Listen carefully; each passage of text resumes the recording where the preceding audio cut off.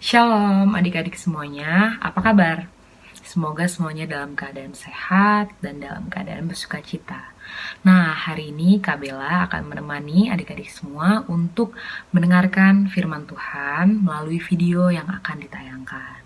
Nah, sebelum kita mulai, yuk kita mau lipat tangan, kita tutup mata, dan kita mau berdoa terlebih dahulu. Tuhan Yesus, terima kasih banyak Tuhan untuk hari ini. Tuhan Yesus selalu menyertai adik-adik sekolah minggu GBI Kedamaian, sehingga adik-adik semua dalam keadaan sehat dan dalam keadaan baik.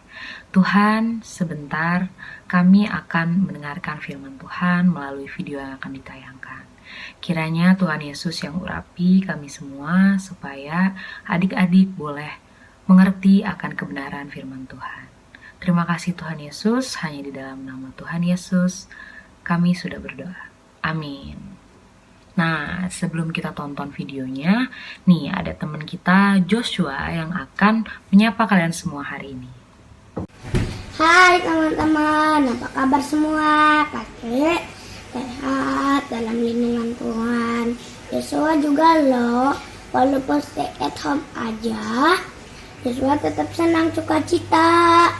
Joshua mau cerita nih, selama di rumah aja tetap asik loh, karena Joshua ada tugas baru nih, yaitu jagain adik kecil, sekalian bantuin mama papa, bisa bercanda, main-main, pokoknya seru deh. Ini dia adekku. Nah teman-teman, gimana cerita kalian? Pasti seru juga dong. Walau di rumah tetap jaga kesehatan ya, dan terus berdoa semoga COVID-19 segera berlalu. Yuk kita berdoa. Tuhan Yesus, terima kasih untuk berkat-Mu hari ini. Kami bersyukur Tuhan, terus jagain kami sepanjang di rumah. Kami mau dengar firman Tuhan melalui video supaya kami mengerti. Dalam nama Tuhan Yesus kami sudah berdoa. Amin. Oh iya, jangan lupa selalu ikuti ibadah online sekolah minggu jam 9 pagi. Ya, dengar cerita yang menarik ya. Selamat hari Minggu. Dadah.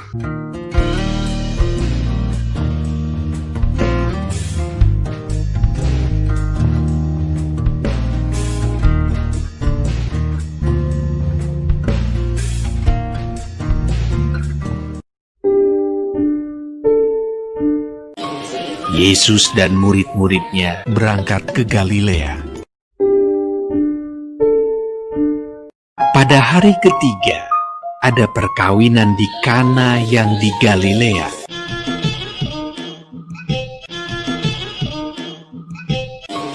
Yesus dan murid-muridnya diundang juga ke perkawinan itu.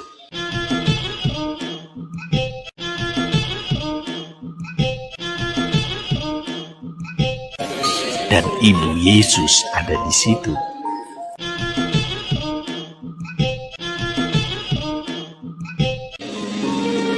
Ketika mereka kekurangan anggur,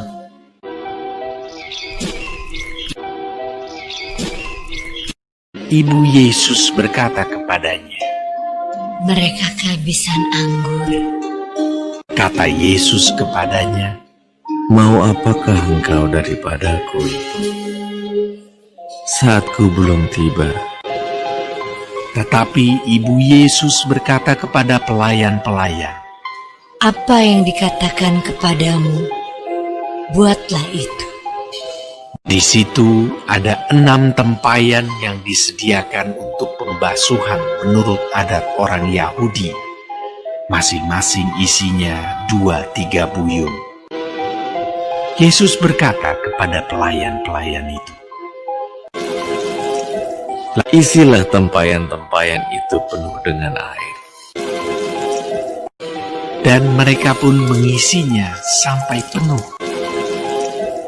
Lalu kata Yesus kepada mereka, Sekarang cedoklah dan bawalah kepada pemimpin pesta. Lalu mereka pun membawanya.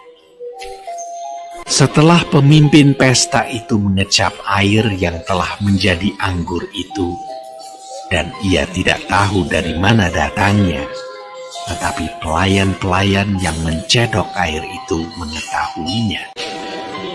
Ia memanggil mempelai laki-laki dan berkata kepadanya, Setiap orang menghidangkan anggur yang baik dahulu, dan sesudah orang puas minum, barulah yang kurang baik. Akan tetapi, engkau menyimpan anggur yang baik sampai sekarang. hal itu dibuat Yesus di Kana yang di Galilea sebagai yang pertama dari tanda-tandanya. Dan dengan itu ia telah menyatakan kemuliaannya, dan murid-muridnya percaya kepadanya. Sesudah itu, Yesus pergi ke Kapernaum bersama-sama dengan ibunya dan saudara-saudaranya dan murid-muridnya, dan mereka tinggal di situ hanya beberapa hari saja. Nah, adik-adik semuanya sudah selesai menonton videonya. Gimana? Ceritanya menarik kan? Nah, sekarang Kak Bella mau tanya nih. Ada nggak yang masih ingat dengan cerita minggu lalu? Benar, tentang orang Samaria yang murah hati, yang mengajarkan kita untuk selalu berbuat baik, untuk selalu menolong sesama, baik yang suka sama kita maupun yang membenci kita. Karena Tuhan Yesus pun seperti itu. Tuhan Yesus mengasihi kita semua tanpa batas. Jadi kita juga harus mengasihi semua orang.